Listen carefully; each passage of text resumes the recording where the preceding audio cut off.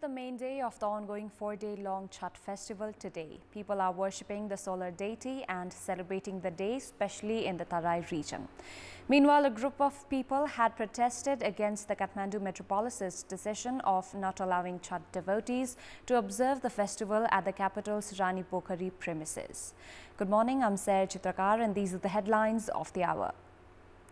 The festival of Chhat dedicated to the solar deity being celebrated today. A group protests the Kathmandu metropolis's decision of not allowing devotees to celebrate Chhat at Rani Pokhari.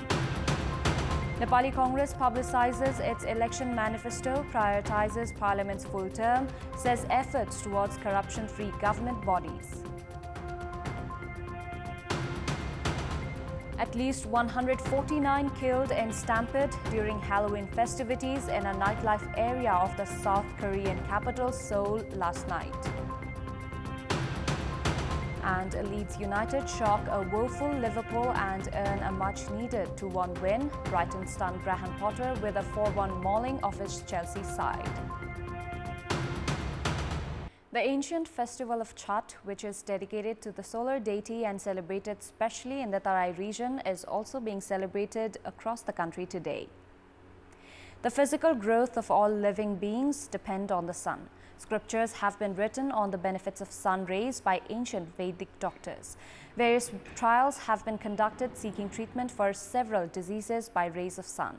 On the first day of Chhat, people bathe in the nearby water resource and offer prayers to the sun while they spend the day consuming only one meal. Chhat festival's main day today is being celebrated by fasting and making offerings to the setting sun, while offerings are made to the rising sun on Monday, the last day of the festival. It is believed that fasting during the Chhat festival will ensure good health and prosperity of the family. A group of people have protested against the Kathmandu metropolis's decision of not allowing Chhat devotees to observe the festival at capital's Rani Pokhari premises. The Kathmandu metropolis has barred Chhat revelers from observing the festival at Rani Pokhari, citing technical reasons. However, a group of people yesterday protested against the Kathmandu metropolis decision, calling it their right to observe the festival at Rani Pokhari. Nepali Congress, the leading ruling partner, has publicized its election manifesto for the upcoming parliamentary and provincial election amid a function yesterday. The ruling party has specially prioritized on not dissolving the parliament. Issuing its election manifesto at party headquarters Sanipan, Nepali Congress committed to make the parliament work its full term. In the election manifesto, Nepali Congress has also committed of producing over 1.2 million jobs at home in next 5 years. The 52-page long manifesto also states of formulating the remaining laws at provinces and at the centre within a year. Nepali Congress has said that it is committed to free public enterprises from political interference and scrap unnecessary government bodies that were formed to fill political cadres. The election manifesto has also committed to make environment conducive for voting arrangement for Nepali nationals living abroad. Nepali Congress has said that it would use zero tolerance against corruption and corrupt officials. For this, Nepali Congress has said that it would revamp the corruption watchdog CIAA. The manifesto also states that a committee will be formed for the implementation of pledges made in the manifesto.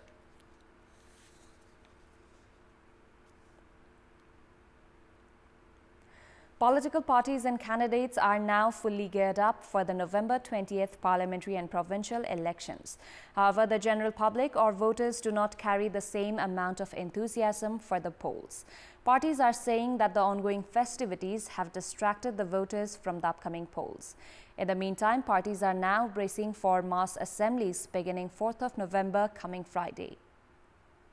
Nepali Congress, the leading party of the ruling alliance, yesterday announced its election manifesto, making its poll campaign all the more aggressive. The ruling partners CPN Mao Centre and CPN Unified Socialist too are giving finishing touches to their respective election manifestos. The ruling alliance, which has already completed the cadre training program, are targeting joint election assemblies at the election constituencies. At a time when the ruling alliance was busy holding the cadre training programs, CPN-UML was holding programs targeting constituencies. The main opposition that is also bracing to announce its election manifesto is gearing up to take its party chair KP Sharma Oli to majority of constituencies to hold assemblies. The Madhesh-centered parties are also gearing up to hold mass assemblies by including their top-notch leaders. The parties are saying that after the end of the festivities, with Chhath celebrations coming to an end tomorrow, they would mobilize respective sister wings to build election atmosphere. The Election Commission has scrapped the candidacy of independent candidate Dr. Toshima Karki for the parliamentary election from Lalitpur constituency number 3. Dr. Toshima had earlier resigned from her job at Patan Hospital. However, the Commission has now said that she is ineligible to contest the election since she is an elected member of the Nepal Medical Council.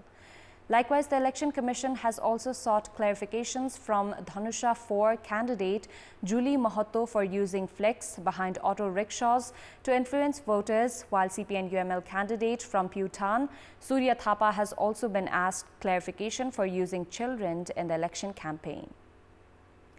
In our Public Voice segment, we had asked people in provinces what commitments have candidates given them who have come for door-to-door campaigns. Let's take a look at what they had to say. Public Voice. मात्र के भन्छ बाटो बनाउने अनि के भन्छ बिजुली बत्ती लगाउने मात्र त्यो कुराहरु मात्र गरिरहेका छन्। पुराना किसिमका प्रतिबद्धताहरु व्यक्त गरेका छन्। विकास गर्छौं अनि त्यो बाहेकका रोजगारी सृजना गर्छौं। आज इत्यादि कल कारखाना उद्योग धन्दा खोल्छौं। विकास गर्छौं, गाउँको गर्छौं, सबैलाई यो महँगी घटाउँछौं भनेर मागिराख्नु पर्छ। बाटो छैन बाटो बनाउँछौं, खानेपानी छैन खानेपानी गर्छौं, यहाँ जुन जे आवश्यक छ त्यो गर्छौं चाहिँ भनेका छन्। नेताहरूले सडक, स्वास्थ्य, कृषि सम्बन्धित मात्र आश्वासन बाँडिरहेका छन्।